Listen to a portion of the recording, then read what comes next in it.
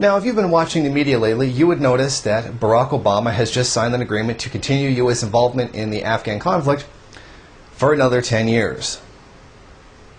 A terrible, terrible idea that is just... It's actually even unfathomable to me, even after all this time and everything that's happened. I figured that by now they would get the lesson learned that they're just not going to win. So I say to all the people who voted for Barack Obama on the anti-war ticket, glad you did it. As I said right at the beginning, nothing was going to change. There was no change coming, and nothing did. All Obama did was take the same policies George Bush was pushing through and then accelerated them. Although the outrage over it has been less because he's a liberal. But I already said nothing was going to change, and it honestly didn't. What the U.S. is has signed on to, many more troops and many more millions of dollars to continue the unjust occupation of Afghanistan. Now, it seems insane to a lot of people that they would continue doing this. After all, the U.S. government is pretty much teetering right on the edge of bankruptcy, and this literally cannot be afforded. This is almost outright fiscally stupid. Okay, all right, it is fiscally stupid. So people begin to wonder, well, why are they really doing this? Well, there's an upcoming NATO summit at which time I'm sure the United States will be asking a lot of NATO allies to send cash and forces to help pay for the continued occupation of Afghanistan. Now, one of the big supporters previously was France. Now we see that Hollande has been elected in France, a socialist, and one of his platforms was to end their involvement in Afghanistan. And in fact, 66% of the French population opposes the war. It's going to be a hell of a battle to actually get Hollande to continue with the war.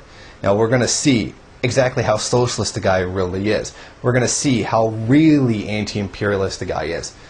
Because it's one thing when a politician says something, it's another when they actually carry it out. Now, the sheer insanity here is that NATO is not going to win the Afghan war. And no matter what they say, it's still ongoing. They won't win. It is not possible. The reason that the U.S. and NATO is not going to win the war in Afghanistan is the same reason why they were never going to win the war in Vietnam. Because the Taliban, like the Viet Cong, and I don't like comparing the two, but in this instance it's very much true, they are the people. The Viet Cong, the South Vietnamese, they were one. The Viet Cong was drawn from the actual South Vietnamese people. Just like the people who fight for the Taliban are drawn right from the Afghan people. They're almost one and the same. That's why they're not going to win. I mean, you would think after all this time, even the most hardcore of conservatives would ask, why is the Taliban still so popular with the Afghan people? All we've heard about is how monstrously evil they are and the things they do, which I'm sure is true. But they don't seem to feel that way. The people who live in Afghanistan don't seem to feel that way. They don't hate them with the same vitriolic intensity that we do. Now, why is that? Shouldn't they hate them even more because they're the ones who had to live under them and had to go through everything they did? Is nobody in NATO asking this question? Why are the people in Afghanistan still supporting the Taliban? And the simple answer is, the Taliban, like them or not, are very popular among the people because they are the people. The same way, nothing ever turned against the Viet Cong in the South because they were the South Vietnamese people. Now this is a fact that a lot of right-wingers actually like to deny. They just think that the Viet Cong were North Vietnamese. Actually, they weren't. They were South Vietnamese people fighting with guerrilla tactics that were backed up by the NVA, which were the North Vietnamese military. The U.S. isn't going to get this. They don't understand that it's the will of the people why this is going to fail. It just doesn't work. Whether you like it or not, and whether I like it or not, this is a revolutionary war by the Taliban against the U.S. occupation and the illegitimate government in Afghanistan. I don't like using that word revolutionary with the Taliban, but that's what it is. They are trying to radically change things and bring about their own order from the one that's being imposed on them by a foreign power. And that is what's happening, and unfortunately that is revolutionary. Whether it's progressive or not, it's still revolutionary. And like Mao's great general Lin Biao said, guerrilla warfare, revolutionary warfare, is a spiritual atom bomb. It's not a religious concept in itself, but in the actual spirit of mankind and our real, true human nature. Whether that good or bad, it's there. This is a spiritual atom bomb, like Lin Biao said. And the U.S. is not recognizing that. They cannot grind the Afghan population into submission, just as they could not grind the population of both Vietnams into submission. They don't get it. This is the reason why the draft failed. This is the real reason why the draft in the United States was gotten rid of. It's commonly hailed as being this huge civil rights victory, and that, great, nobody can be forced to go to war ever again. Why did they do that? It's the U.S. government. They could just do whatever they want. There's a very specific reason why they actually gave up the civilian draft. Because it doesn't work.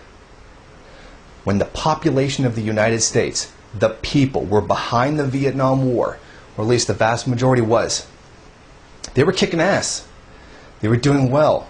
Forces were strong, organized, disciplined, went in, and did the job in Vietnam. Now, what happened when the public opinion turned against the war? The soldiers got weaker, less disciplined, disgruntled. They started killing their own officers. Drug addiction skyrocketed because the will of the people was not behind the war in Vietnam. When the will of the people turned against what leaders were telling them, the war effort failed. Now, these guys running the U.S. military, they're not stupid. Warmongers, yes, but they're not stupid. They saw this. They saw this too, like everyone else. And they knew at that moment they had to get rid of this civilian draft.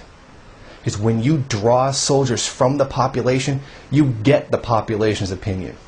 Sure, you're going to get the arrogant redneck that's going to go out there and with racist slurs and kill and everything else, but you're also going to draw from the people who are against it. And that was the flaw in the civilian draft, or what they perceived to be the flaw, what I call the true essence of the draft. You took soldiers from the people, you got the opinion of the people, you got the will of the people. U.S. forces lost the desire to fight the war in Vietnam because their hearts were not into it, because they didn't want to do it. No matter how bad it was, the will of the people did not want to be there, and they caused it to fail. You can cite a lot of other things that contributed to the end of the Vietnam War, but it was the unwillingness of the people to fight it that really stopped it. And that's why I believe in bringing back the draft. Make the soldiers come from the population, but let anybody be able to refuse to go if they want to. What happens? If you have to draw the military from the people, and you get the people's opinion, you get the people's desires and what it is they want to carry out, and they don't go, the war can't happen. You don't have programmed robots like you do in a professional military who suffer through all the nationalist indoctrination and the drills and everything else and the pompous pride and all the other programming that goes into making a soldier. Bring back the draft. Allow people to legally refuse it and not send them to jail for refusing. And you will see a population that will go to war when it wants to and refuse to when it doesn't want to. Now, I hate to quote anybody from the Zeitgeist movement, but Jacques Fresco said, "What if there was a war and nobody showed up?" I think that by using the draft, we would achieve that. And that is what the U.S. government doesn't get. They cannot forced the people to go along with war. They can take the people who sign up, program them, and send them out, but even they are turning against it now. The will of the people, the revolutionary spirit against the U.S. government, whether that be the third world against the first world, people against their own governments, it is that spiritual atom bomb that Lin Biao spoke about. That spiritual atom bomb of the people is more powerful than the reactionaries. The U.S. government can send all the orders they want. If the people aren't behind it, it won't happen. The reactionaries, the capitalists, the bureaucrats, they are, as Mao said, nothing more than paper tigers. They look ferocious, but they are essentially hollow and nothing without the will of the people to support them.